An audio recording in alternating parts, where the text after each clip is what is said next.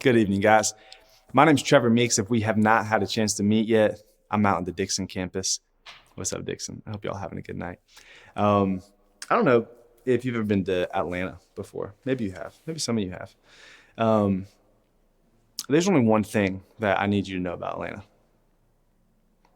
There's way too many people in Atlanta. That's it. There's just way too many people in Atlanta. Because there are so many people in Atlanta, traffic is horrible. Absolutely horrible in Atlanta. And it's like a phenomenon. Like, it's only in Atlanta that it makes sense. There are cars that are going so fast. I mean, like 0 to 100 so fast, but there's so many cars. So there's also like standstill traffic everywhere. So it's this weird phenomenon of like, boom, stop, just over and over and over again. And it doesn't make any sense. It's just absolutely chaotic. And I lived there for a couple years before I moved to Tennessee. But when I moved to Tennessee, I moved to Dixon, Tennessee. And if there's one thing you want to know about Dixon, Tennessee, is there's not too many people. There's not. Traffic's wonderful because there is none. It's just slow and steady. It's beautiful. It's wonderful.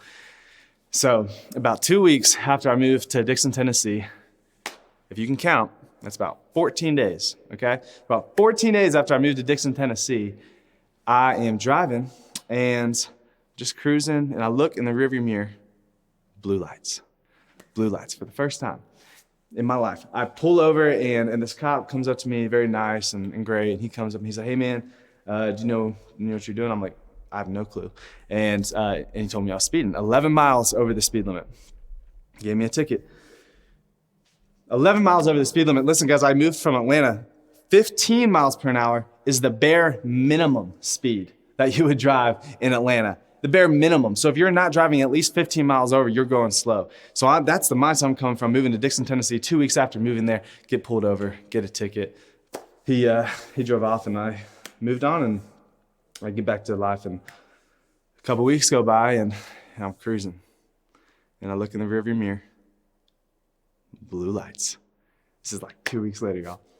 Pull over. Nice guy comes up to me. "Hey man, do you know what you're doing?"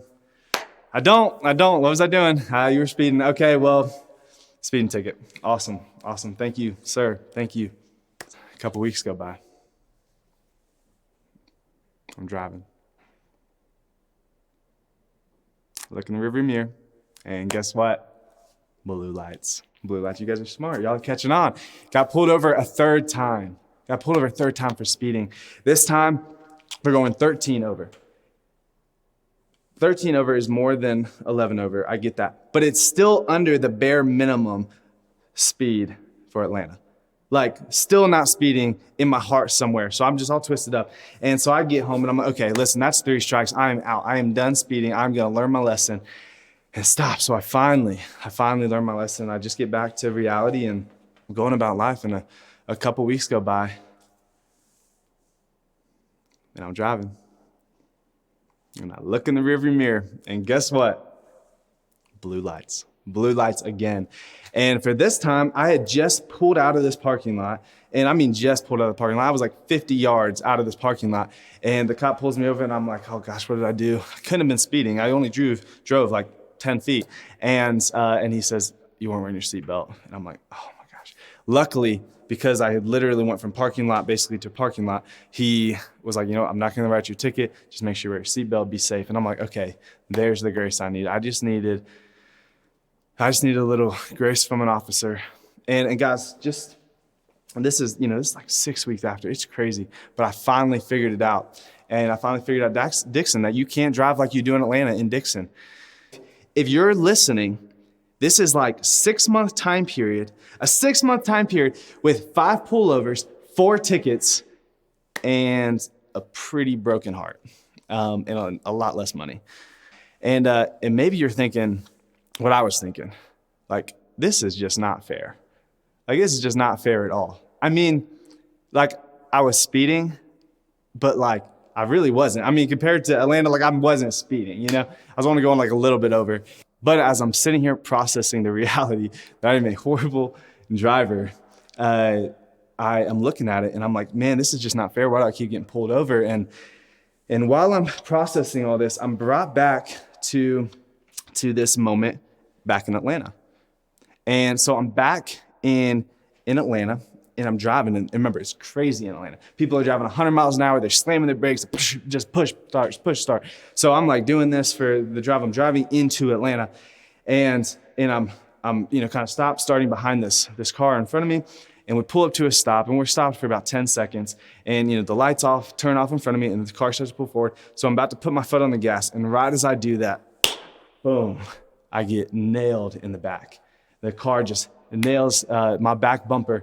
And if you've ever been in a car accident, it takes you a minute to what just happened? So I look in the rearview mirror, and you're never gonna guess. No, I'm just kidding, it wasn't blue lights. No, it was this white sedan with this lady.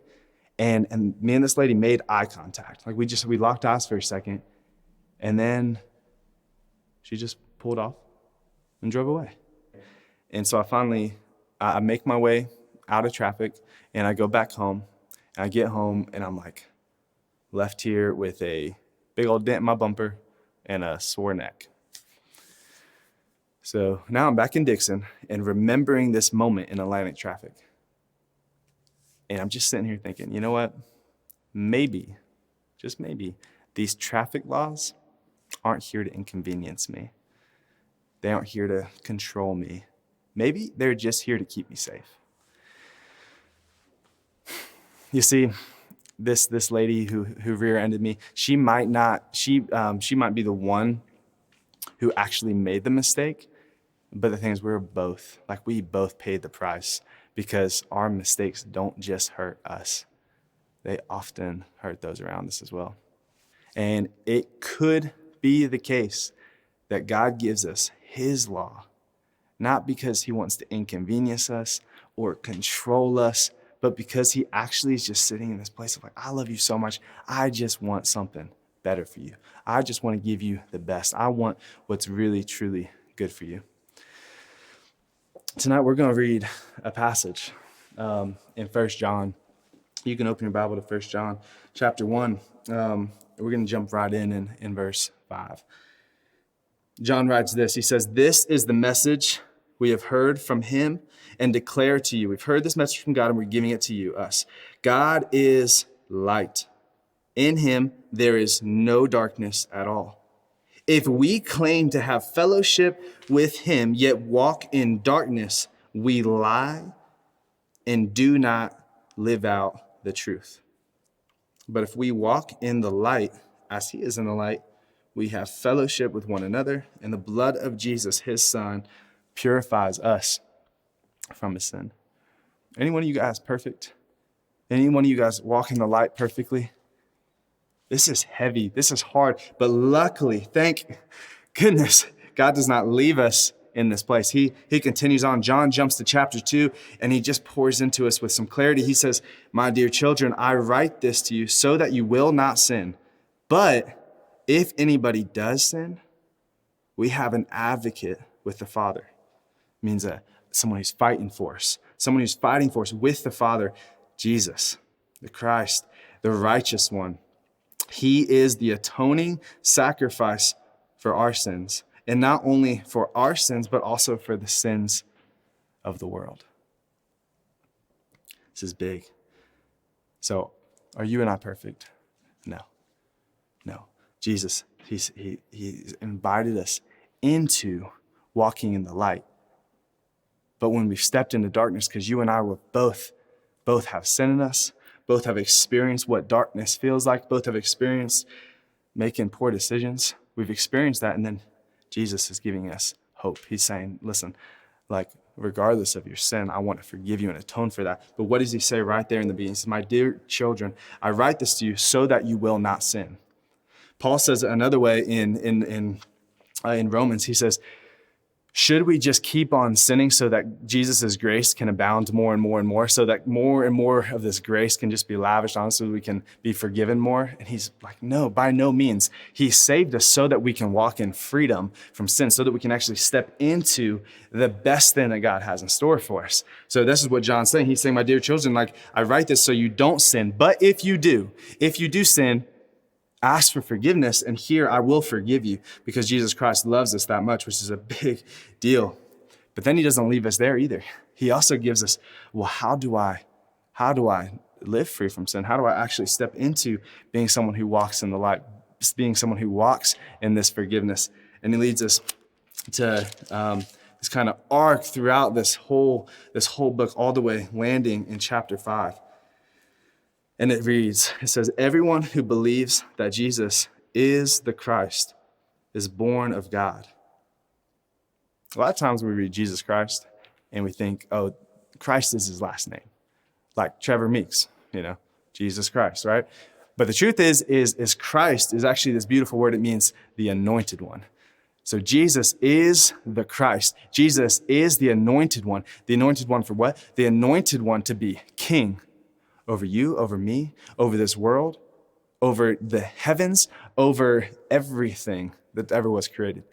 He's the anointed one to be king. He's the anointed one as our Savior. He is the anointed one. So everyone who believes that Jesus is the Christ, is the anointed one, is born of God. And everyone who loves the Father loves his child as well. This is how we know that we love the children of God, by loving God and carrying out his commands. In fact, this is love for God, to keep his commands. It's a big deal, y'all. The argument right now is not, does God love us? Listen, he has poured out everything chasing you down. He has poured out his life. He died on the cross so that you could experience salvation, so that you could experience healing, so that you could experience joy and all the fullness of life. And he's saying, listen, I love you. I'm chasing you down. I've been chasing you down since you were born. I want you. Like, we are not sitting here questioning, does God love us? He does. And if you are questioning, I want you to know, like, beyond a shadow of a doubt, he is chasing your heart down. He loves you so much more than you could ever know. And he wants your heart. He wants to show you how precious you are to him, how crazy he is about you. And he just wants to rush in and protect you and guide you and give you hope and give you security. The question tonight is not, does God love us? It's, do I love him? Do I love him? Because if we love him, we will keep his commands. That's crazy. By loving God and carrying out his commands, that is showing love to God. And in fact, this love for God to keep his commands. But here is something beautiful. And his commands are not burdensome. Again, he's not here to try to control us, here to try to manipulate us, here to put this burden on us, put this pressure on us. His commands are not burdensome. It's actually giving us freedom when we walk in his commandments. It's for our safety. For everyone born of God overcomes the world. This is the victory that has overcome the world, even our faith. Who is it that overcomes the world? Well, it's only the one who believes that Jesus is the Son of God, that Jesus is the Christ. Following Jesus, here's the truth, following Jesus should lead us to living a transformed life. We shouldn't look the same and living in the same sin after we meet Jesus, because he doesn't want to leave us there. He wants us to start walking in freedom. But often we still choose to learn things the hard way. Why do we still sin after knowing all of this that is true? I think it's simple. It's because sin makes these promises to us. Sin tells us that it'll give us happiness, it'll give us joy, it'll give us fulfillment. We're lonely, it'll give us community. And the confusion comes because it does for a while. But if you've lived life long enough, you see that always will leave you empty. Sin will always leave you wanting more. Sin will always take you farther than you want to go. It'll keep you longer than you want to stay, and it'll cost you more than you want to pay. Living in sin is just like living on the streets in Atlanta. Just cars flying all around. You get bumped around a little bit. You get a little scared. You might get rear-ended. People are angry and yelling everywhere. But guys, maybe these laws will actually put in place to keep us alive. But we so easily choose not to trust the lawgiver. And then we end up learning the hard way. And I would encourage you to look to your small group leaders. Look to the people who have already learned the hard way and let them learn the hard way and learn from them and say, you know what? maybe I don't want to go through all of that pain. Maybe I don't want to go through all of that sin, the things that are just going to break me down over time and cost me more than I want to pay. Jesus offers us freedom. He offers us joy. He offers us peace. He offers us security. He offers us hope. But as Christians, we so often find ourselves choosing captivity to sin instead of the freedom that God has for us when we just walk in the guidelines that he has placed. We choose despair and depression instead of choosing joy that he's offered for us, that we can choose joy in the middle of hard circumstances. We choose to gossip and talk bad about people and cause division instead of walking in the peace of love that he has given to us. We walk in comparison, comparing ourselves with this person, that person, instead of walking securely in the reality that he has created us in his image, beautiful, perfect, just the way that we are. And we choose to walk in anxiety instead of walking in the hope that he has for us. It took me a really long time to learn that there is actually just more for me than walking in all those things. And the truth is there is so much more for you. There's so much more for you. Jesus doesn't invite you into following his commands and living free from sin to be overbearing or controlling or demanding. No, he has put up these guardrails in our lives to protect us from a very real danger so that we can experience the very best that he has to offer, which is just the best. And when sin is in our lives, it creates division between us and Jesus. So be quick to ask for forgiveness.